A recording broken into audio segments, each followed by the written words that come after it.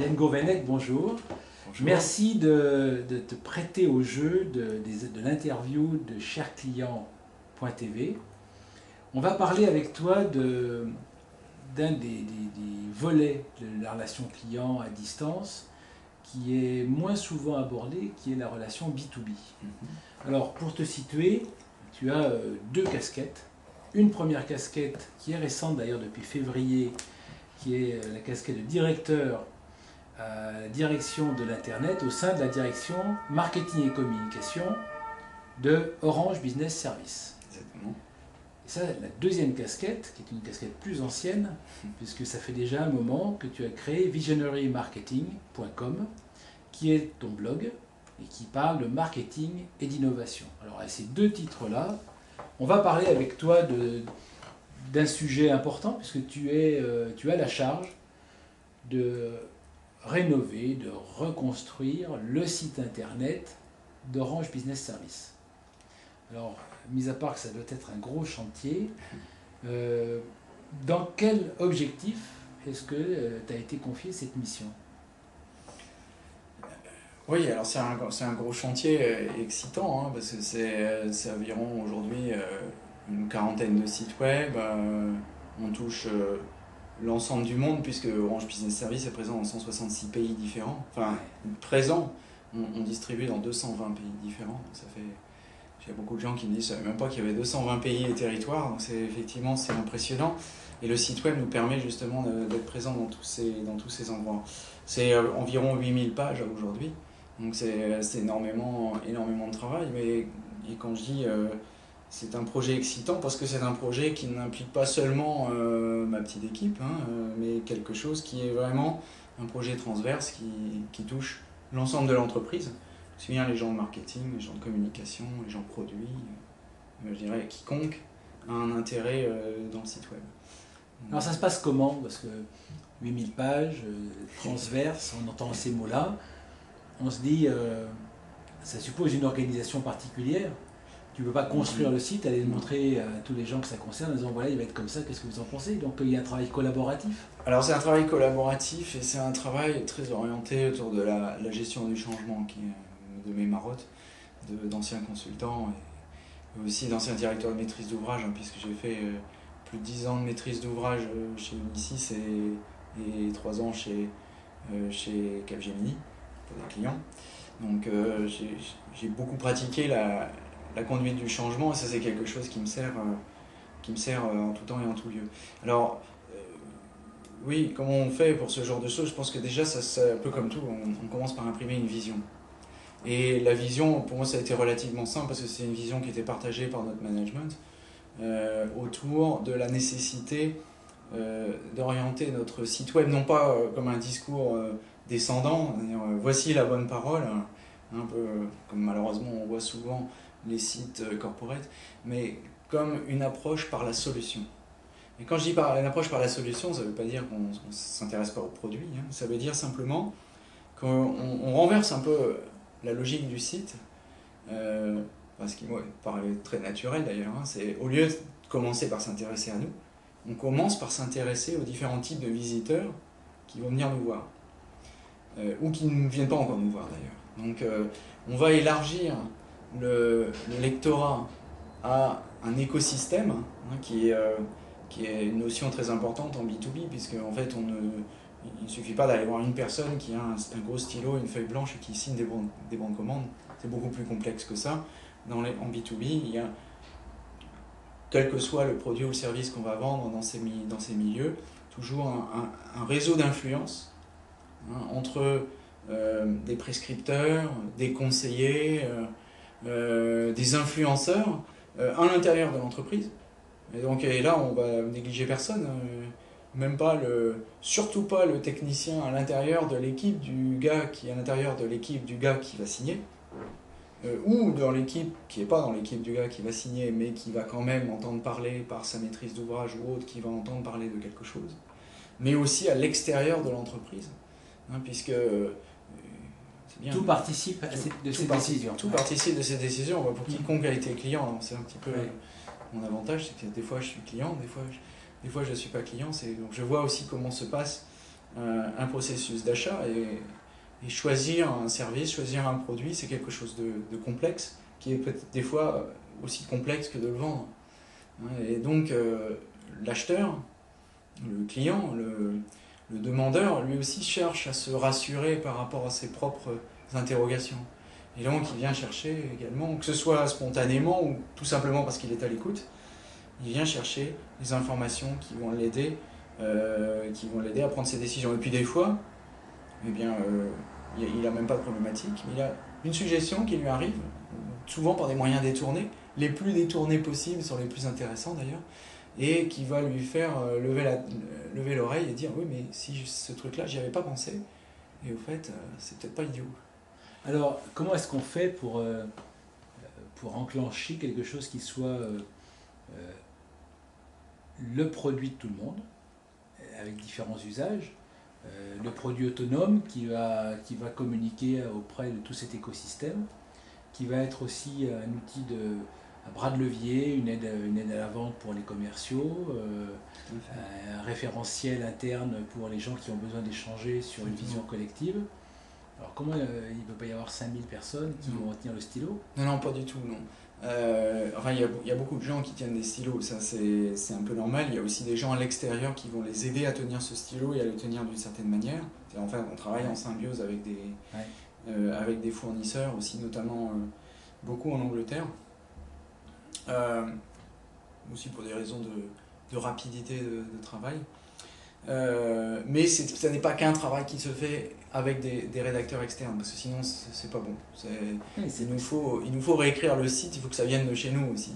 Donc on utilise des rédacteurs externes comme un moyen d'améliorer et d'accélérer le processus, mais de choses qui viennent très majoritairement de l'interne. Alors en fait, j'utilise deux choses pour ça. D'une part, encore une fois, une méthodologie, une sorte de vision qui est partagée à force aussi de répétition et de pédagogie, qui est partagée très largement maintenant par tous mes collègues, mes confrères, qui est une méthodologie à base de ce qu'on appelle solution selling. Alors on n'est pas en train de vendre des choses, mais c'est une méthodologie qui est intéressante, parce que au lieu de s'intéresser justement à la réponse, au produit, au service qu'on va vendre, elle s'intéresse au problème. Et là, on va découper le site en trois choses fondamentales. La première, la plus simple, où on va s'adresser à la personne qui a déjà identifié son problème et la solution. Du style, j'ai des succursales en province, mes liens spécialisés sont trop chers, il me faut une solution SDSL, qui est-ce qui sait faire ça? Orange Business Service sait faire ça. Et là, ce qu'on fait, c'est qu'on fait une réécriture de nos fiches produits, de telle manière à ce qu'elles résolvent la problématique de cette personne. Un peu, on essaie de se mettre à sa place. Et on a un projet assez systématique de réécriture de toutes nos fiches pour qu'elles soient le plus claires possible, qu'elles soient le plus schématiques possible, avec des schémas, donc avec des diagrammes, avec des choses précises, claires, qui permettent d'arriver à l'action. Donc ça, c'est l'élément le plus simple, quoique oui, ça prend énormément de temps, parce que, bien entendu, des fiches produits comme ça, on a plus de 300 gammes de produits, donc ça prend beaucoup de temps. Et on procède qu'encore une fois, c'est de la conduite du changement. Donc on commence par en écrire une ou deux, puis après on fait boule de neige et on montre. En plus, vous êtes dans un métier qui change souvent, donc oui. C'est un peu comme gratter les cathédrales, ça, on commence par un côté et quand on fait le tour. Et après, exactement, c'est le tonneau des Dadaïdes. Mais à partir du moment où on a pris le pli et on s'est familiarisé avec cette méthodologie, je pense que déjà ça crée des réflexes. Alors c'est ce qu'on peut faire, essayer de créer des réflexes. Alors le deuxième niveau le plus important, c'est encore un niveau relativement simple, c'est celui où l'utilisateur, le client, alors ça peut être à différents niveaux, depuis le technicien qui installe le routeur jusqu'au PDG, peut-être un peu moins, mais enfin, au directeur financier qui se pose une question, mais pourquoi mes télécoms me coûtent tel cher, par exemple, une question de ce genre.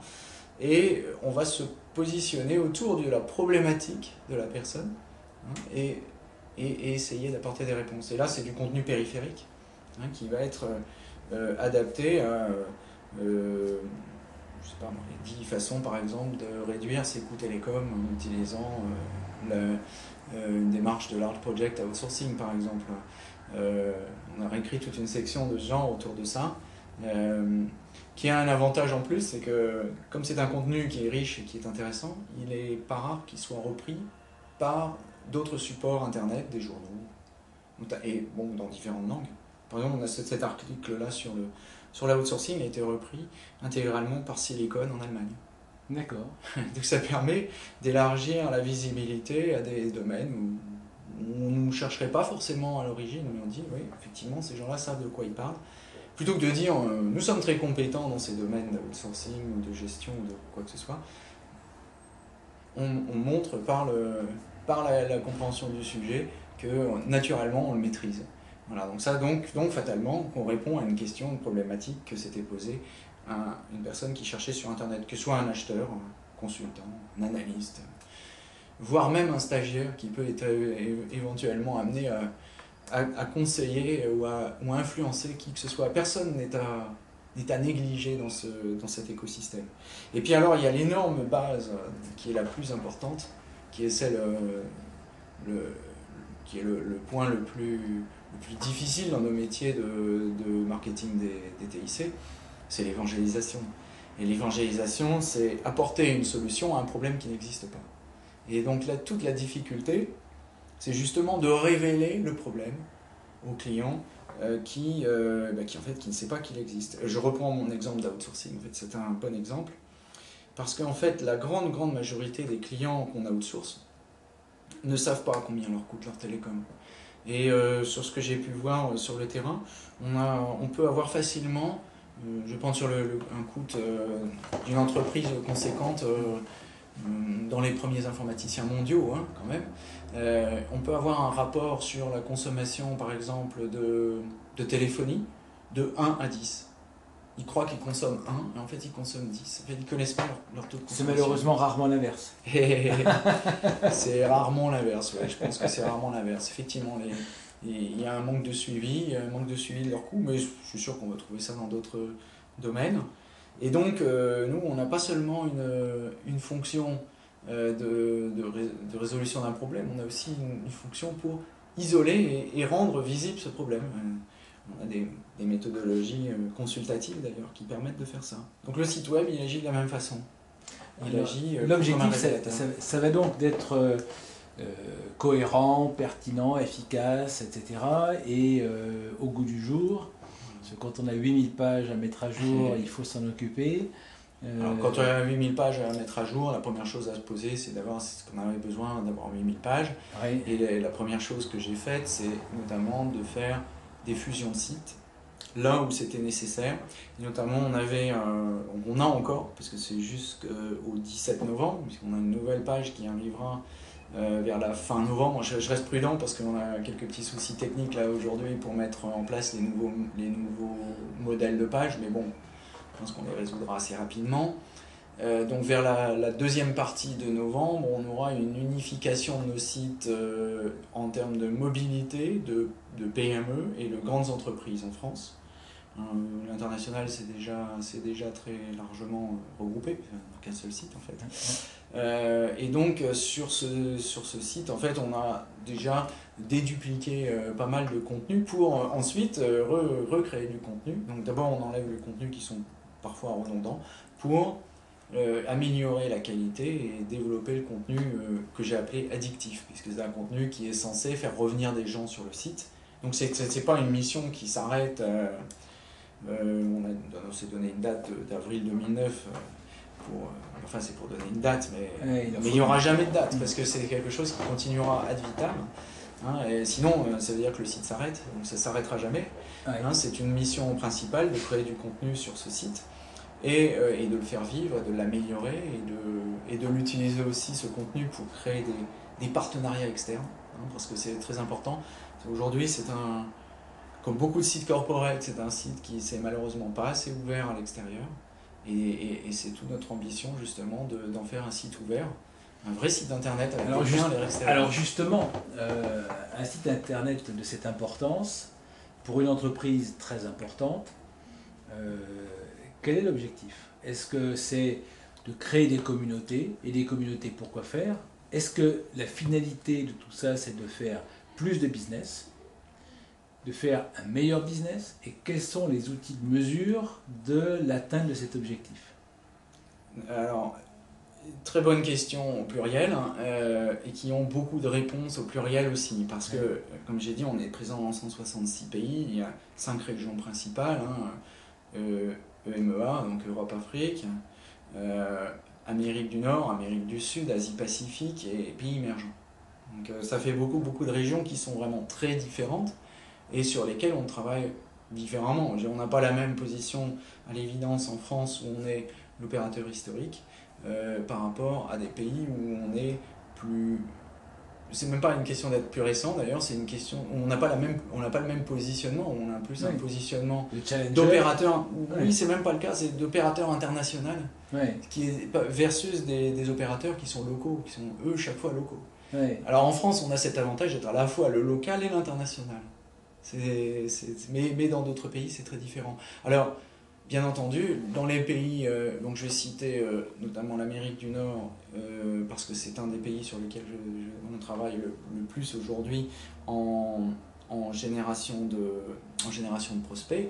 Là, le site web a un impact direct sur la génération de prospects. Oui, c'est même d'ailleurs tout le sujet, et c'est tout un plan qu'on est en train de lancer pour 2009. Et donc vous avez un étalon qui est votre ancien site, et puis vous allez mesurer les progrès, pays par pays, segment par segment. Ça existe tout fait, des outils qui mesurent ça, ou est-ce qu'il faut tout interconnecter avec le système de gestion de l'entreprise, avec les ERP, etc. Alors, c'est encore une bonne question. On n'en est pas à ce point. On n'est pas à ce point de faire de la liaison avec des ERP, d'autant plus qu'on est dans un business qui est trop complexe pour faire ça, qui est trop orienté service, qui est trop orienté ad hoc. Alors, il y a certaines parties du business où on pourrait le faire plus facilement, mais sur nos 300 gammes de produits différentes, c'est impossible. Enfin, ça serait un travail de Romain. J'ai vu les collègues dans l'assurance aux États-Unis qui ont des systèmes tout intégrés comme ça qui leur permet effectivement de faire du lead generation avec leur système de RP, leur système de Salesforce Automation, qui est dans certains cas d'ailleurs plus simple. Sur certains assureurs, c'est même pas le cas, puisque en fait ils ont aussi beaucoup d'intermédiaires, ce qui rend les choses plus difficiles. Moi, je pense qu'il faut rester relativement simple. Donc, choisir quelques indicateurs clés. Voilà, choisir quelques métriques. Au départ, ce sont des métriques essentiellement quantitatives. Tout bêtement, au départ, il faut d'abord faire monter l'audience. C'est mon objectif principal, bien entendu. Est-ce que c'est un objectif en soi? Bien entendu que ce n'est pas un objectif en soi. Mais il faut quand même que j'arrive à faire monter cette audience. Et donc, voilà, quoi qu'on pense d'un chiffre brut sur un auditorat, ce sont des métriques que j'ai mis en place sur chacun des segments homogènes, France, international et les blogs, puisque j'ai pas mélangé les trois. Alors toi qui anime ton propre blog, ça veut dire que tu te retrouves confronté à la notion de buzz, au fait que la communication sur la marque échappe de plus en plus à la marque, parce que justement, plus on élargit la communauté des gens qui contribuent, plus on a d'émetteurs. Et ces émetteurs, plus ils sont nombreux, plus ils sont extérieurs, et moins on les contrôle. Donc la question, c'est que le jour où on tape le nom de sa marque sur Google et on ne sort plus en numéro 1, ce jour-là, il y a un vrai sujet.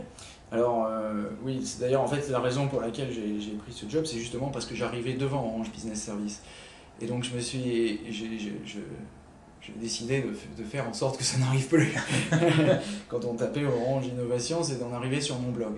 Et justement, c'était une des raisons de dire, bon, il y avait un besoin d'améliorer le référencement naturel. Le référencement naturel, il s'améliore aussi déjà en commençant par l'amélioration du contenu, c'est ce que je viens de décrire. Et donc c'est pour ça que je ne brûle pas les étapes, le référencement naturel, il s'améliorera encore nettement dans un futur proche. Mais c'est aussi pour ça que j'ai lancé un blog sur la sécurité avec tous les experts d'Orange Business Service. Parce qu'aujourd'hui, si je tape sécurité, réseau et SI, mais le premier qui arrive, c'est Orange Business Service. Et pourtant, j'aurais dit sécurité réseau aussi, j'aurais dit peut-être Symantec, McAfee. Non, Orange Business Service. Parce que justement, l'objectif c'est d'arriver à un meilleur référencement. Alors, ceci étant, deux choses. D'une part, effectivement, par rapport à l'expérience personnelle et l'expérience professionnelle, ce qui est paradoxal, c'est que monter un blog personnel, c'est facile, entre guillemets, parce que c'est de plus en plus difficile aujourd'hui. Faire une place, c'est vraiment très très dur, et la garder, c'est dur. Monter un blog d'entreprise, c'est beaucoup plus dur. Mais beaucoup plus dur. 1000 fois plus dur. Parce qu'il y a d'abord énormément de complexité. Je passe sur les problèmes éventuellement même juridiques. Et puis, tout bêtement, parce que c'est moins souple, on est moins seul. Et donc, c'est plus difficile d'arriver... paradoxalement, on a à la fois plus de moyens et moins de moyens. C'est plus difficile de générer un buzz autour d'un site. Mais bon, on a notre site de la sécurité, il commence à faire son chemin, il commence à être bien repris dans la presse, par JDNet Solutions notamment, par le 01 aussi. Alors, imaginons une entreprise qui ferait le choix de ne pas être référencée du tout. C'est-à-dire qu'on tape son nom, son site ne sort pas, parce qu'il n'y a pas forcément de site, mais en même temps, il y a un buzz extraordinaire, parce que cette marque est reconnue, elle a des aficionados dans le monde entier, dans 166 pays ou 220 pays, et ces gens-là disent du bien d'elle, et ce qui fait qu'il y a un bouche à oreille terrible, et qu'il y a simplement une liste quelque part des points de vente où on peut se procurer le produit. C'est le nirvana du responsable web, c'est-à-dire qu'en fait le contenu se fait sans lui, quoi. C'est du contenu généré par l'utilisateur et par l'extérieur, même mais si en plus il est positif. Moi, je reviens sur ton mot de contrôle. Ma problématique n'est pas justement d'établir un contrôle. Je pense qu'on a beaucoup de contrôle aujourd'hui. Donc, au contraire, ma problématique de base aujourd'hui, elle est plus, c'est même pas une problématique d'ailleurs, c'est plus une envie, un désir que je mets en œuvre, d'ouvrir le site vers l'extérieur, hein, comme je l'ai dit. C'est-à-dire aussi de faire des liens vers des sources extérieures, de faire des partenariats, d'échanger des contenus. Et donc, l'objectif, il est moins de faire un contrôle qu'au contraire, d'essayer de faire parler de nous de l'extérieur, quitte à prendre quelques risques. Il vaut mieux qu'on dise du mal de nous, un petit peu, plutôt qu'on ne parle pas de nous du tout. Et force est de constater d'ailleurs qu'on dit très très peu de mal de nous. Donc voilà, donc je dirais on n'a pas grand chose à... Et est-ce qu'une entreprise dont personne ne dirait du mal, ce ne serait pas une entreprise qui serait morte? Parce qu'en réalité, il n'y a que ceux qui font rien qui ne se trompent pas. Mais c'est pas forcément un signe de réussite non plus. Quand on consomme beaucoup, on génère beaucoup d'insatisfaction. Le marketing par l'insatisfaction est d'ailleurs une source très prolixe de créativité, parce que c'est la fameuse théorie du marketing créatique qui dit, et c'est notamment très applicable dans les technologies, parce que c'est très difficile de mesurer un besoin dans les nouvelles technologies. On est souvent, comme j'ai dit tout à l'heure, en train d'évangéliser, donc de répondre à des besoins qui n'existent pas. Par contre, il est facile de faire tester un produit et de le faire acheter même carrément, et de laisser les utilisateurs râler et de les amener justement par leur critique, par leurs remarques, à faire évoluer le produit et à solliciter l'entreprise, à l'obliger à se surpasser. Et puis, les champions de ça, c'est Microsoft. Et force est de constater, prenons un produit comme Vista qui a été énormément décrié, est aujourd'hui un produit, quoi qu'on en dise, qui fonctionne très très bien. Il y a eu des benchmarks qui montrent qu'aujourd'hui, Vista fonctionne très largement mieux en performance que XP. Et il faut avouer que c'est un produit qui est très esthétique, qui est très réussi, quoi qu'on en dise. Mais même, on pourrait dire qu'on a tous dans notre cœur des produits pleins de défauts qu'on adore, et qu'on adore peut-être même à cause de leurs défauts. Est-ce qu'on n'a pas tous aimé une de chevaux qui était inconfortable, pas très sûre, qui freinait mal, il faisait froid Je vais prendre l'exemple qui est tout le temps cité, nos amis d'Apple. J'ai un ami qui vient me voir un jour en disant « ça y est, je suis passé à Apple, c'est vachement mieux maintenant ». Et donc, voilà, j'ai mon portable, super, je fais tout comme avant, mais c'est mieux qu'avant. Il y a juste un problème, c'est que j'ai pas le clic contextuel. Je lui dis, bah si, c'est parce que tu sais pas utiliser, il faut appuyer longtemps sur la souris et là tu auras le clic contextuel. Ah, mais oui, effectivement. Oui, mais ça marche pas dans d'autres applications. Alors, je fais partie de ça, comment dire, j'ai fait part de ça sur mon blog, dans un article sur le design, où je montrais justement que le design et l'appréciation d'un produit, c'était quelque chose de très personnel. Il y avait des gens qui trouvaient quelque chose de convivial et que d'autres les trouvaient anti-convivial. Et je donnais cet exemple, justement, comme étant quelque chose, finalement, de pas très convivial. Et il y a quelqu'un qui me répond en me disant, mais si, on peut faire des clics contextuels sur le Mac. Alors, je ne sais plus exactement la séquence, mais enfin, c'est du style menu pomme, à droite de la souris et cliquer sur la barre d'espace, ou un truc dans le genre. Et je lui ai répondu, merci pour la démonstration. Ouais, c'est ça. Et donc en fait, c'est souvent ce que je dis dans des présentations quand je fais des séminaires, je dis trois choses dont j'évite de discuter, la religion, la politique et Apple. Parce que si je vais discuter d'Apple, et bien entendu on discute d'Apple et c'est systématique, quelqu'un essaie de m'en vendre un, quoi qu'on argumente et quelle que soit la qualité de l'argument sur la fonctionnalité, la convivialité. La teneur de mon propos, c'est pas de dire que c'est bien ou c'est mal Apple, c'est pas mon sujet. Oui. La teneur de mon propos, c'est de dire qu'ils ont réussi justement ce que Cova appelle créer le lien supérieur au bien, qui est tel qu'il y a un lien à l'entreprise, un lien à la marque. Qui est plus fort, voilà, qui est plus fort que tout, qui est plus fort que la réalité, ce qui fait qu'on peut argumenter ce qu'on veut. Mais ça, ce serait presque la définition de l'amour, c'est-à-dire quand on connaît les défauts et qu'on les aime, et quels que soient les défauts, et qu'on en a conscience, on vit avec, et non seulement on vit avec, mais on les apprécie. Exactement. C'est ce qui en fait le charme. Ouais. Et je pense qu'on a peut-être trop de produits qui ont des qualités et pas assez de défauts qu'on aimerait, quoi. Il y a une relation qui est trop froide. Ouais.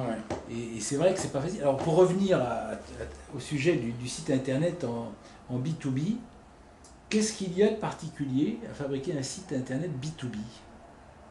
Il y a peut-être des tas de gens qui vont savoir ça par cœur, mais parce qu'on pense le site internet, on imagine toujours adressé à l'internaute, etc. Ouais. Là, c'est différent.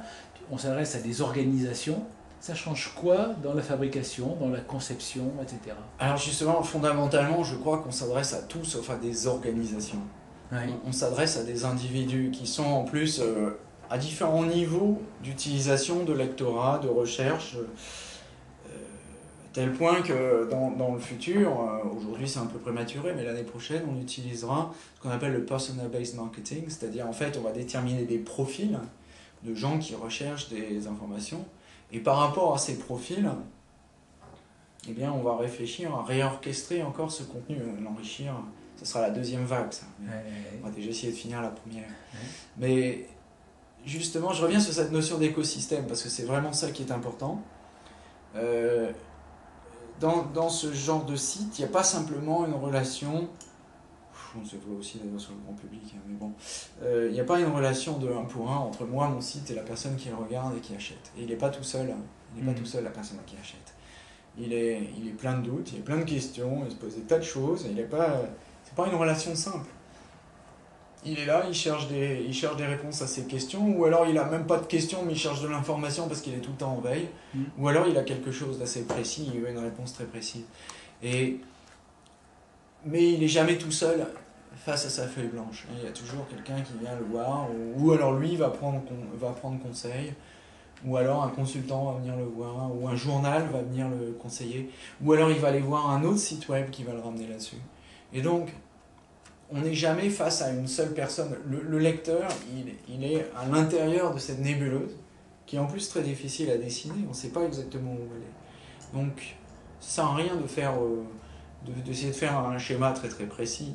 On n'est pas encore là. Alors, on va profiler aussi nos utilisateurs au fur et à mesure, puisque à partir du moment où on met la nouvelle page, on installe également en permanence le questionnaire en ligne. Donc, le questionnaire en ligne avec le feedback. Au début, très très quali, parce que c'est souvent là qu'on apprend les plus belles choses. Juste une case pour le commentaire. Puis quelques cases de profilage pour savoir qui sont les gens. Alors, comment est-ce que tu vois le fait d'intercaler ce nouveau site avec les communautés d'Internet, enfin, qui vont traiter des problématiques qui sont vos territoires de communication et vos sujets de prédilection. Ben, en fait, j'ai pas attendu très très longtemps, je suis très impatient. Je suis arrivé en février, et en fait, début mai, on commençait à travailler. Quand je dis commencer à travailler, on commençait à écrire en équipe, hein, enfin, les experts de la sécurité, plus que moi. Moi, j'ai pas écrit grand-chose, rien écrit même. Les experts de la sécurité, donc environ un noyau dur entre 10 et 15 personnes, selon les semaines, qui écrivent sur le blog de la sécurité, blogs.orange-business.com/sécurité, ou blogs.orange-business.com d'ailleurs, qui arrive directement dessus, pour justement faire un test grandeur nature sur ce qu'on pouvait faire en termes de création d'une communauté, ou plutôt participation à une communauté d'ailleurs, hein, parce qu'on n'a pas la prétention d'inventer la communauté de la sécurité, mais simplement d'en être un acteur important. Ce qui n'est pas à l'origine forcément évident. Pour nos clients, c'est évident. Pour les clients qui nous traitent directement avec nous, mais tous ceux qui nous connaissent moins bien ou mal, ou qui nous connaissent mais au travers d'un collègue qui lui est client, mais eux ne sont pas clients, ne nous connaissent pas forcément. Grâce à ce blog de la sécurité, eh bien, nous avons une tribune dans le journal du net Solutions. Donc déjà, ça nous permet, ça c'est assez original aussi, parce que d'avoir des gens d'une PME, d'une start-up, d'un cabinet de consultants qui écrivent dans la tribune du JDNet, ça c'est assez banal. Ils se donnent un peu de visibilité, c'est logique. D'avoir des membres d'une grande société comme la nôtre qui contribuent à un journal comme le JDNet Solutions, qui en plus est adressé typiquement à une cible qui nous intéresse particulièrement, puisque ce sont les DSI et les responsables informatiques. Donc ces gens-là aussi, JDNet Solutions, nous relaie cette information. On publie en exclusivité 2 articles par mois sur leur blog. Et voilà, donc ça nous permet de participer, et ce n'est qu'un début, hein, mais c'est déjà montrer la faisabilité qui m'intéressait, de montrer que c'était plus une opportunité qu'une menace. Déjà, parce que les premières fois que j'ai mentionné la notion de blog, on m'a dit ouh là là là là, il y a des gens qui vont entrer des commentaires, ça va être dangereux. Non, c'est pas dangereux. Oui, il y a des clients, des lecteurs qui nous sollicitent des fois sur des failles de sécurité qui nous concernent, et justement ça nous intéresse parce que ça intéresse tout le monde et c'est pas une science exacte, hein, et justement c'est un monde d'entraide et c'est très intéressant. Donc on a déjà découvert des choses intéressantes. Alors les commentaires on les modère parce que d'un point de vue juridique je suis obligé, hein, pour éviter notamment les diffamations par exemple, mais je dirais on ne fait que les modérer, c'est-à-dire que si un commentaire est une suggestion même un peu critique, on le laisse. Il n'y a pas de souci. On n'a pas rien à craindre. De toute façon, on n'a pas... Alors, il y a aussi le risque qu'on peut ressentir de temps en temps, est-ce qu'à force de développer de manière très dynamique, très riche, très ambitieuse des univers Internet pour les entreprises, est-ce qu'on ne risque pas de temps en temps un décalage ou une rupture avec, j'allais dire, la vraie vie, l'entreprise de tous les jours, sur le terrain, des gens qui vivent votre entreprise avec des contacts avec des clients au quotidien de manière dans le monde réel en quelque sorte. Est-ce qu'il peut, avec son évolution, le temps réel, l'interactivité, par rapport à un site qui a un rythme d'évolution qui est forcément plus lent? Je dirais sur la partie contenu périphérique, pas trop, parce que bon, on maîtrise encore la situation assez bien, et on la maîtrisera de mieux en mieux. Justement, avec le contenu généré par l'utilisateur, c'est même encore plus facile, puisque sur la sécurité notamment, il suffit de laisser bloguer nos experts, et on n'a pas... c'est du contenu qui est gratuit, hein, d'une certaine manière. Et le seul coût, c'est un peu de sueur, un peu de temps des experts, mais ils y trouvent eux-mêmes dans cet investissement un retour énorme, parce que ça leur permet d'aller voir leurs clients. Est-ce que ça risque pas d'être aussi une vision de l'entreprise un peu élitiste, entre experts, clients avertis, qui vont échanger à haut niveau, etc. Et puis on risque de perdre un peu la couche socle de la relation de tous les jours? Non, parce que ça vient pas se substituer à la relation de tous les jours, ça vient en complément. Pour quiconque a fait du conseil, publier, écrire un article. Le blog, c'est quoi? C'est simplement la possibilité d'écrire plus facilement, sans passer par les fourches codines d'un éditeur ou autre, et de pouvoir parler directement. Donc ça vient pas en se substituer, ça vient en complément, et ça, non, il n'y a pas du tout de ce genre de risque. Maintenant, je pense que là où on évoluera, notamment autour des espaces clients, hein, c'est que probablement, je dis probablement parce qu'il faut encore qu'on détermine les modalités, mais c'est un projet qui commence à se former de façon très nette chez nous, avec mes collègues du service client, c'est d'évoluer vers des communautés d'utilisateurs et de clients qui peuvent également s'entraider les uns les autres. Et ça, notamment dans les milieux PME et TPE éventuellement même, eh bien, je pense que c'est quelque chose qui est un élément intéressant. Parce que, et encore une fois, ça ne vient pas en remplacement d'un service client, d'un support client. On ne va pas dire on va fermer le support client, ce serait ridicule, ça n'a aucun sens. Ça vient en supplément de. Voilà. Et ça permet également, parce qu'on a déjà fait cette réflexion, oui mais attention, si les gens mettent des choses qui sont critiques. Je dis mais de toute façon, s'ils sont critiques, ils sont critiques. Et autant qu'ils le disent, au moins comme ça sort. C'est mieux que de ronchonner dans son coin. Au moins comme ça, tout le monde en profite. Et si il y a une critique, soit elle est, démentie, elle est à démentir, à ce moment-là, on peut le faire de façon officielle, et comme ça tout le monde le voit. Hein, si ça ne tient pas debout, parce que tous les clients n'ont pas toujours raison non plus. Hein, ils peuvent être aussi des fois de mauvaise foi, ça peut ou se tromper tout bêtement. Et on peut tout à fait, en toute bonne foi, démentir, même des fois. Ça sera vrai aussi sur les conseils. Et les conseils peuvent être faux. Ils peuvent être faux, on peut corriger, mais justement. Mais ils seront modérés. C'est le principe un peu du wiki qu'on connaît bien chez chaque client. C'est qu'il y a des points de vue, des positions, des expériences. Elles ont leur périmètre, leur contexte, qui n'est pas forcément universel. Exactement, non, c'est pas universel. Alors après, ça n'empêche pas d'avoir une vision officielle du support client avec des méthodologies, des modes opératoires qui sont plus directifs, mais ce qui n'empêche pas non plus quelqu'un d'autre d'avoir une petite astuce à partager avec d'autres collègues. Et cette expérience-là d'ouverture, d'intégration de la logique de communauté virtuelle, est-ce que ça va façonner la culture d'Orange Business Service? Je pense que c'est pas Orange Business Service. Hein. Je reviens du Blog Council la semaine dernière à San Francisco, où tous les grands groupes qui utilisent les nouvelles technologies de l'information, c'est un peu véhiculé maintenant, mais je dirais ce qu'on appelait avant le Web 2.0, qu'on appelle aujourd'hui plutôt social media. Je dirais c'est quelque chose qui est vraiment partagé par tous mes confrères, même pas seulement dans le high-tech, hein, dans l'assurance, même dans la distribution. Il y avait les gens, des représentants de Walmart, dans la banque, il y a des représentants de Wells Fargo et des gens comme ça.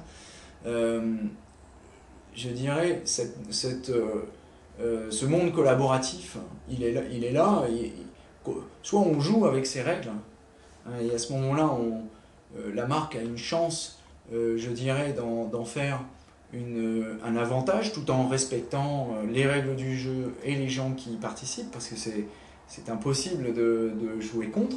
Soit elle joue sans, et si elle joue sans, elle se prive d'un outil fantastique. Encore une fois, outil fantastique, mais qui doit aussi se décliner dans des règles de respect, de déontologie, d'éthique, qui sont très importantes.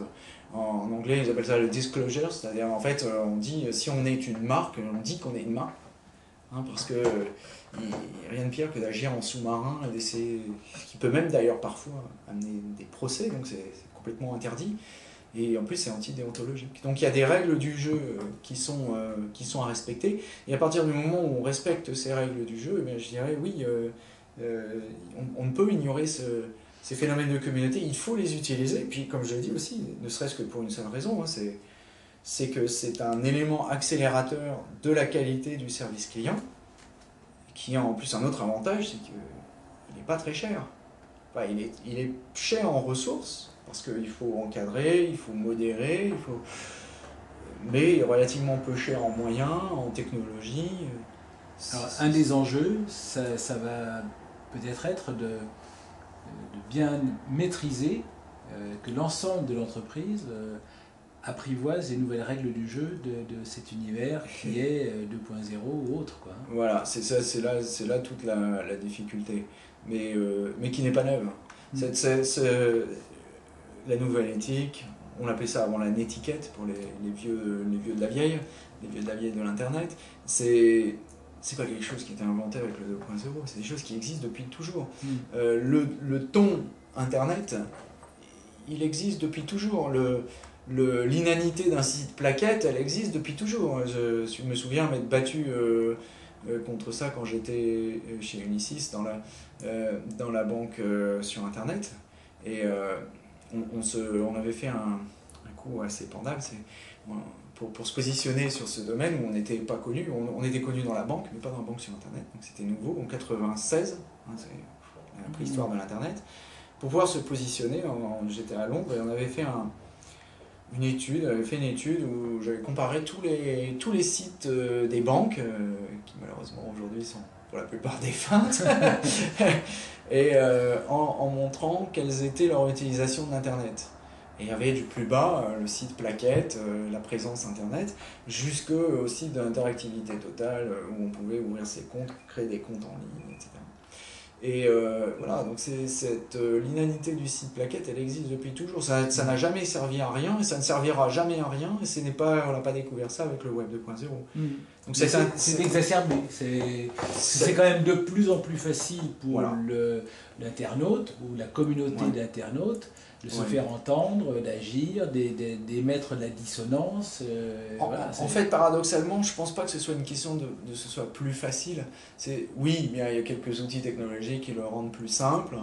Je pense que ce qui a surtout changé, c'est une question de changement d'échelle. Hein, c'est-à-dire que tout simplement, il y avait une minorité de gens qui savaient ce qu'était Internet il y a 12 ans, et qu'aujourd'hui, il y a une majorité de gens qui connaissent et qui l'utilisent, et donc c'est toute la différence. Ouais, c'est devenu un média de masse, si on peut tenter qu'on puisse dire que ce soit un média. Mais quand même, il garde ses spécificités, et plaise à Dieu qu'il les garde d'ailleurs, longtemps. Merci Yann, c'était vraiment une belle expérience et on va surveiller de près l'évolution du site maintenant. Merci, à bientôt sur orange-business.com.